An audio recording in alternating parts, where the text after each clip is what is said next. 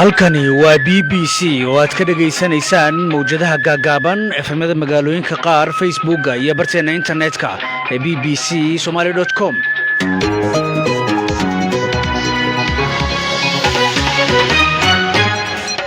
kulanti wacan oo wanaagsan dhageystayaal meel kastoo aad naga maqlaysaan waa subax Isniin 4 bisha Janaayo sanada 2021 arimahan barnaamijka saaka idinkugu heynana waxa kamid ah cod laga duubay madaxweyne Trump oo xogayaha gobolka Georgia ku boorinaya inuu soo helo codad mug leh si meesha looga saaro guusha Joe Biden ee gobolkaas oo la shaaciyay Soomaali iyo dad kale oo badan oo isugu soo baxay magaalada Minneapolis halkaas oo ay ku muujiyeen sida ay uga xun yihiin wiil Soomaali oo magaaladaas oo ay boolis ku toogteen Soomaalihan dareenkanaga waxaan dareemaynaa maaragtay murugo badan baan dareemaynaa waxaan dareemaynaa walwal waxaan dareemaynaa dhibaato badan cadaadis iyo dhibaato inay nagu hayaan booliska ubadkanagiina meelan gelina ma garanayna waxaan u soo baxnay inaan cadaalad helno Soomaali inuu cadaalad helo anis family iskuulada Kenya oo dib loo furayo bilad kadib maanta maalinta caalamiga ee farta braille-ka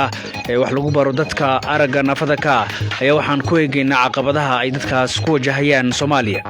caqabadaha ay leedahay waxa kamid ah qalabka wax lagu barto oo qofka aragga la ama aragga naafada ka ah wax ku baranayo ee braille-ka loo adeegsado marka ugu horeysa wadanka laga helo marka xigtana hadii dibadda loo raadiyo waa wax qaali ah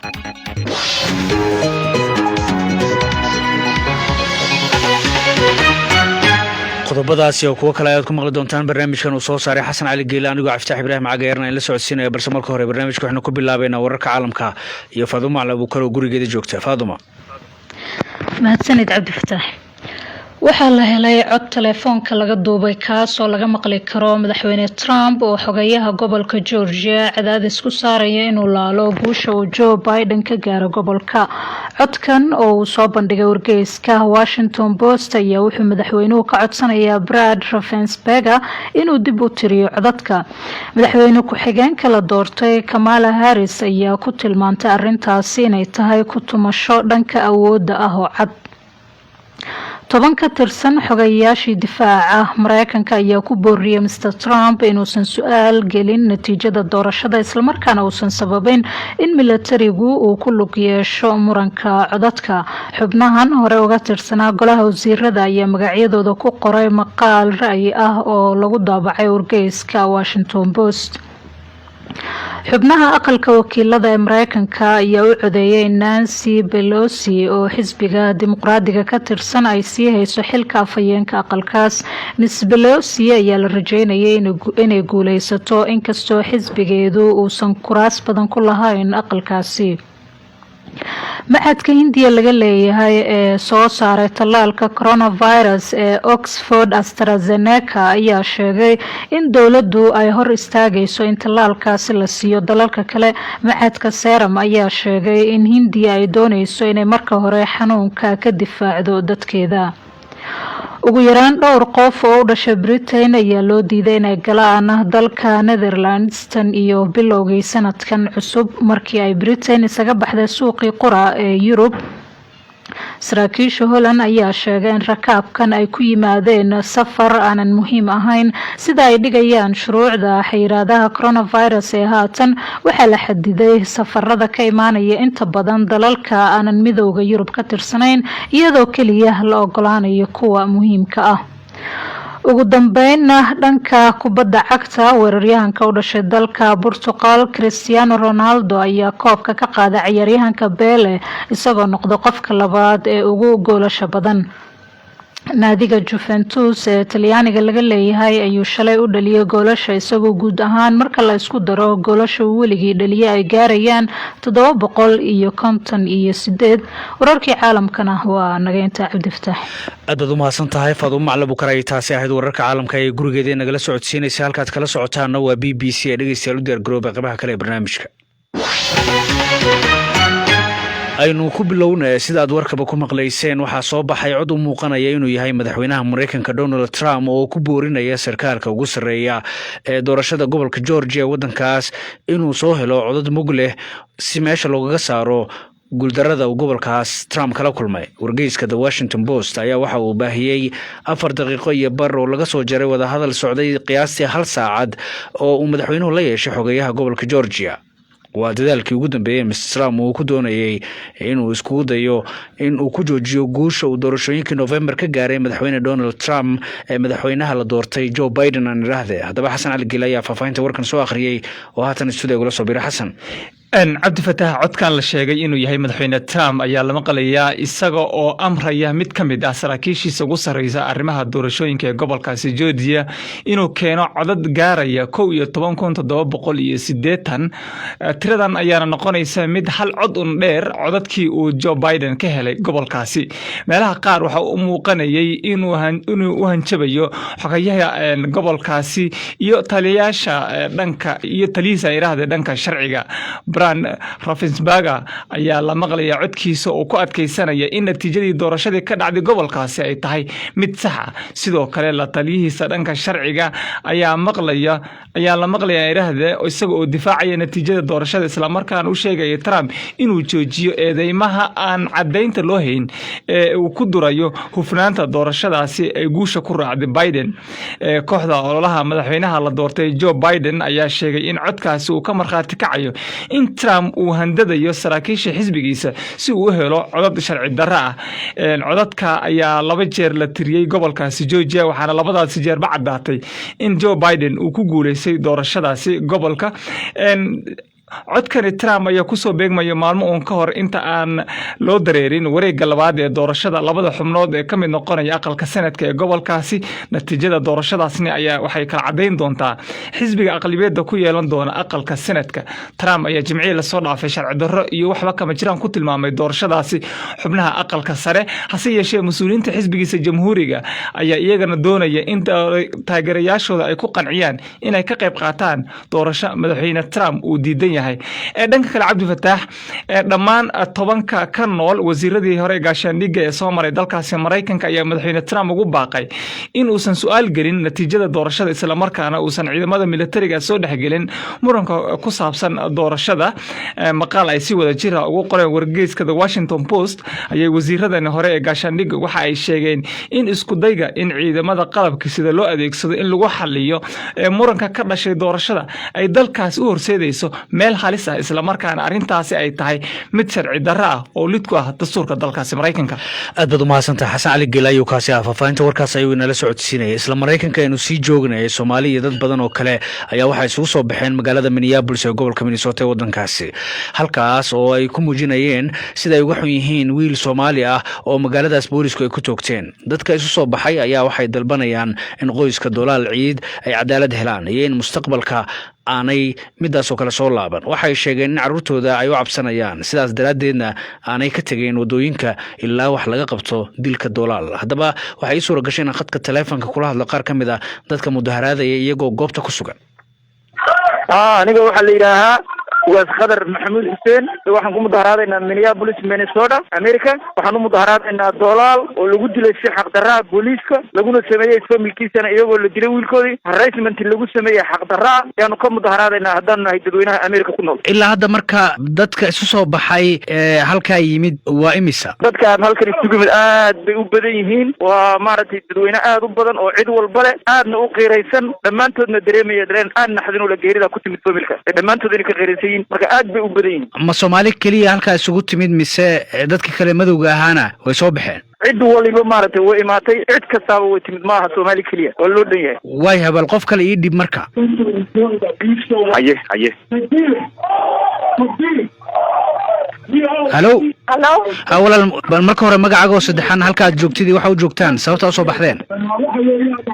magacayga waxaa la yidhaahdaa Queen Cismaan Xasan.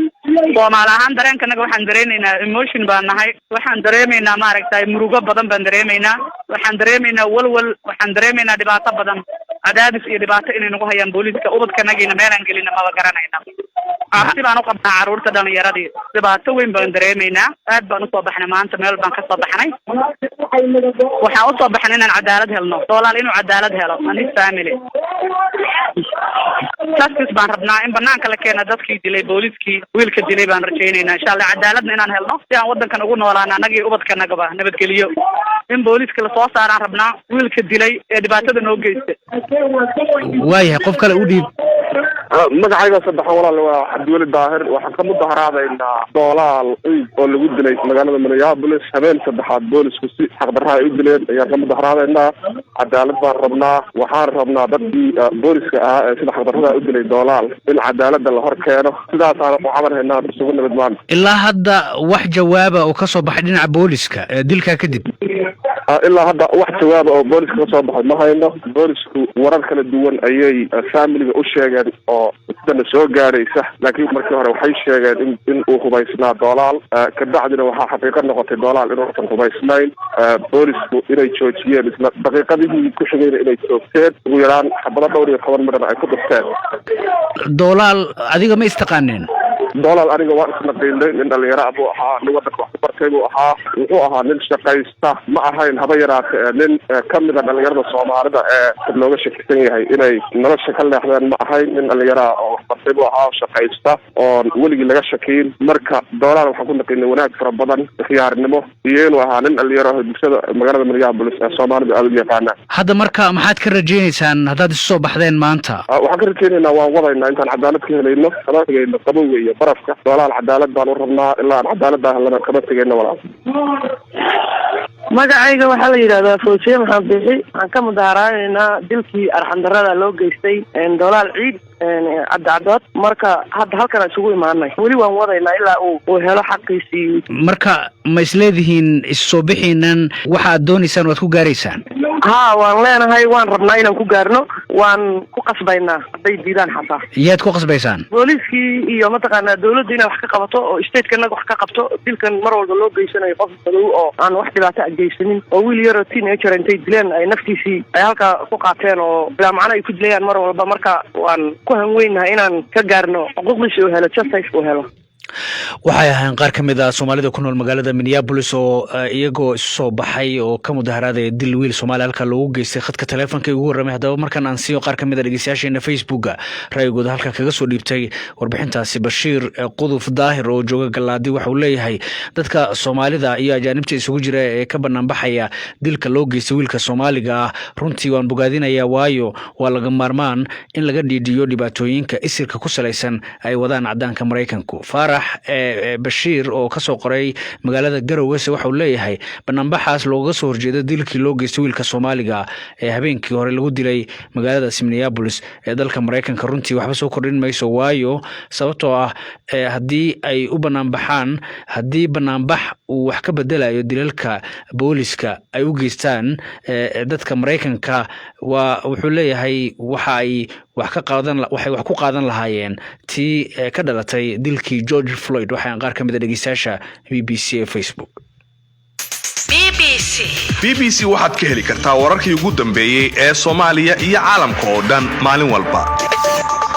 saacaduna haatan waxay tilmaamaysaa 7:13 iyo 30 ilbiriqsi waqtiga bariga Afrika balse markan waxaa maanta dib loo furayaa iskuulada wadanka Kenya kadib bilooyin ay xirnaayeen malaayiin ardaya ayaa waxbarashadoodu hakad gashay ayaa intii lagu guda jiray xayiraadaha lagu xakameeyay cudurka fayraska corona ee COVID-19 waxay dib ugu laabanayaan fasaladooda qaar ka mid ah ardaydaasi ayaa waxbarashada waxay ku wateen dhanka online-ka arintaas oo ahayd arday aad u tirayar inay qaadanayeen dhanka online-ka hadaba warbixin umurtaasi ku saabsan waxa isku soo doodayna la socodsiinaysa Samir Cabdullaahi Jaamac iskuulada qaarkood waxa ay diyaariyeen nadaafadda oo ay ka mid tahay goobaha gacmaha lagu dhaqdo iyo daawada jeermiska disha balse ma ahan wax ay wada heli karaan dhammaan iskuulada qaarkood ayaan sanad wax lagu baran oo u baahan dayactir Cabdirasaaq Cabdullaahi Aadan waa maamulo iskuul ku yaala Nairobi waxa uu inooga waramayaa qaabka ay u diyaar garoobeen iyo fulinta shuruucda COVID-19 ee lagu xiray dugsiyada horey baa loo shaaciyay oo dawladdu u shaacisay in la furayo sanadka cusub bishiisa koowaad taariikh 4 marka muddo aan ku diyaar garowno fiican baan haysanay waana diyaar garownay wixiina looga baahnaa waa diyaarsanay faraxalka haday ahaan lahayd iyo wixiina laga rabay oo dhan waa diyaarinay iskuuladu guud ahaan waa iskuulo shaqayn jiray oo iskuulo cusub ma aha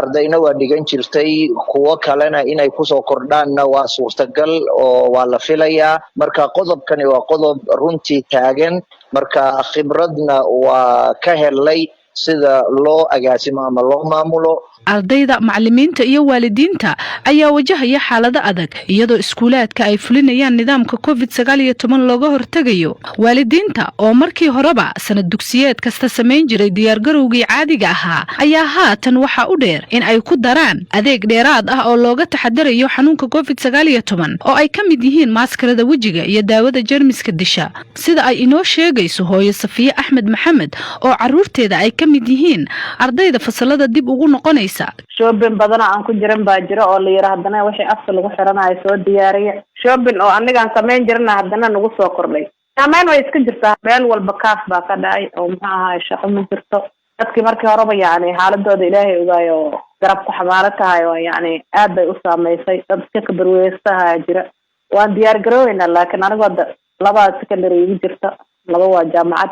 wallahi horta arrinta wayba ilaaween ay ila tahay akhriska inkastoo telefoonada wax laga fiirsanayo laakiin cunuga markii sabuurada ka akhrisanayo macalinka la joogiyo markii internetka akhrisanayo waa kala labo. marka aniga sida anigaan warka kulley way wanaagsan tahay in iskoolaha la furo carruurta iskool naga aadaan laakiin hadii securitkooda iyo caafimaadkooda iyo halsigooda wallahi kulley taas dawladda kafaara qaada umaleynaa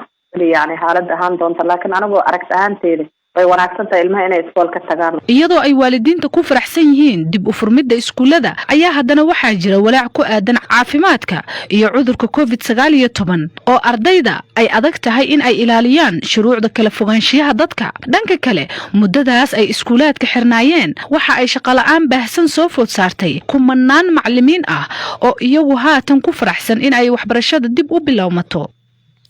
Samir Cabdullaahi jaamacad ay u mahadsantahay. haddaba iyadoo maanta ay ku beegan tahay maalinta caalamiga ee farta braille ee wax lagu baro dadka aragga ka naafada ayaa Soomaaliya waxa aad ugu yar iskuulada ardayda wax lagu baro fartaasi sabab la xiriira helitaankeeda oo aad u adag. macallimiinta iyo maamulayaasha iskuulada wax lagu baro ardayda naafada ka aragga ayaa ku baaqaya in laga caawiyo in ardayda loo helo farta braille. haddaba Cabdifataax Maxamed Daahir waa maamulaha dugsiga ardayda aragga ka naafada ee Al-Nuur magaalada Muqdisho waxa uu warramay waryahayaga magaaladaasi Ibraahim Maxamed Aadan oo ugu horreyn weydiiyay tirada ardayda wax ku barata farta braille-ka.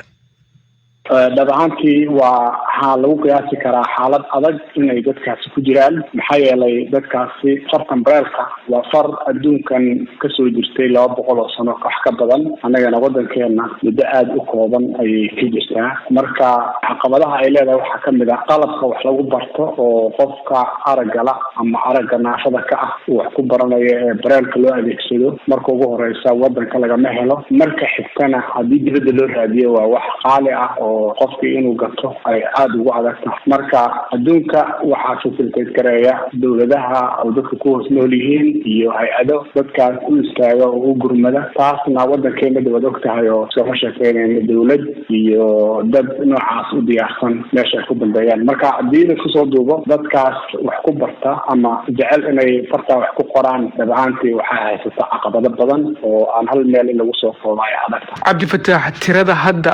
isticmaasha farta braille-ka guud ahaan haddaad eegto dugsiyada ay wax ku bartaan ardayda araggala tusaale ahaan Muqdisho kale imisaad ku sheegi lahayd? horta adag tahay in number la sheego. horta marka ugu horeysa dadka baahiyaha gaarka qaba gaar ahaan dhinaca indhaha intii laga rabay inay wax barto ma bartaan oo dad badan oo ka mid ah waxaynan kalsooni rasmi ah ku qabin in ay wax baran karaan ama mehe dadka ay la nool yihiin oo ugu soo horeyso eheladooda iyo waalidiintooda ayaan arrintaa aaminsaneyn. waxay leeyihiin qof hadduu indhabeelo waxba ma baran karo. markii laga soo tago haddana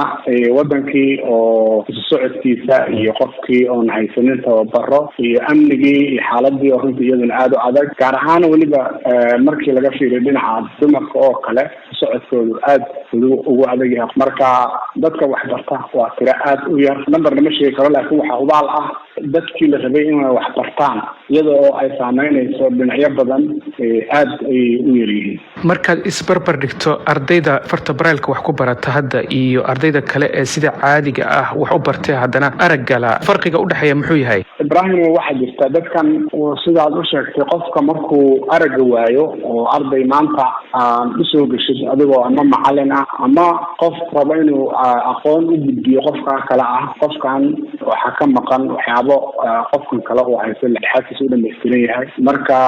waxaa jirta qofkan markaad wax u sheegayso laba arrimood baa ugu muhiimsan oo aad adiguna maanka ku haynaysaa qofka ardayga inaad wax ugu sheegtid inaad dhegaha wax ugu sheegtid waa markuu qofku caadiga yahay iyo inuu qofka dareen taabashaa uu sameeyo marka farta bareelkaas taabashaasay ka mid tahay dadka aan wax ku baranin oo aan facility aan helin iyo aad u badan oo markii maxaa yeelay dadkaasi dugsiyada qur-aanka ay wax ka bartaan ama meehe xalaqaadka masaajidka ay tagaan oo maaragtay inuu qofkaasi xalaqaadka intuu tago uu duruusta xaggaas ku qaatan iyadana waa wax dhici karta in badan oo ka midana duruus maba helaanba maaragtay oo iska jawaaba ustaad cabdifatax waxaad ii sheegtay in fartan bareylka ay aad qaali u tahay marka suuqyada adduunka la tago soomaaliyana waa ognahay dee kuwii lixaadkoodu dhammaystirna ayaan waxbarasho helin oo sanad kasta tiradooda lasoo saaraa marka waxaad leedahay wacyigelinta yar oo sidaasaa keentay inaan loo helin in dad samafalayaal ah ama dowlad ama cid kaloo gacan ka geysata in ardaydii lagu caawiyo farta bareylka ayaa jirta ibraahim dadkan horta soomaaliyeed nasiibka u helay inay soomaaliya ku noolaadaan iyagoo lixaad la runtii dhibaatooyin tiro badan ayaa maaragtay wajahaya maalin kasta soomaaliya waxaa ka dhacda dhibaatooyin qaraxyo arrimo waaweyn marka cid soo qaada oo iyaga wax iska weydiisa ma jirto sidoo kale dowlad intay arrintan ilaaliso dadkaas ka fakartana weli nasiib uma helin soddonkii sano u dambeysay waxyaabaha la yaab kale waxaa ka mid ah dadku marku uu soo qabanayo wuxuu leeyahay waxaa kasoo kartaa dhinaca shuruucda iyo mataqaanaa qawaaniinta marka dastuurka oo kale hadda wuxuu leeyahay cutubyo qeexa xuquuqu ka hadlaya marka hal qodob oo looga hadlaayo dadkan aan lixaadkooda dhamaystirayn oo xuquuqdooda looga hadlaayo ma arkaysid cabdifatax ugu dambeyntii aragtidaada maxaad ku talin lahayd si loo helo in ardayda oo dhan ay helaan fartan bareelka inay wax ku bartaan fartan horta waxaan anigu ku talin lahaa ardayga soomaaliyeed aan rabno inuu maaragtay berri isku filaado markaan rabno inuu farta bareelka wax ku barto waxaan u baahannahay in lagu daro systemka nolosha in ummadda maanta rabta inay ummaddan horjoogaha u noqoto inay xisaabta ku darsato inay jiraan ummad naafaa oo nolosha lagu daro shuruucda iyo mataqaanaa qawaaniinta la sameynayo ama xeerarka la sameynayo lagu daro oo xuquuq lagu siiyo kaasi waxa uu cabdifatax maxamed daahir oo u warramaya waryahayaga magaalada muqdisho ibraahim maxamed aadan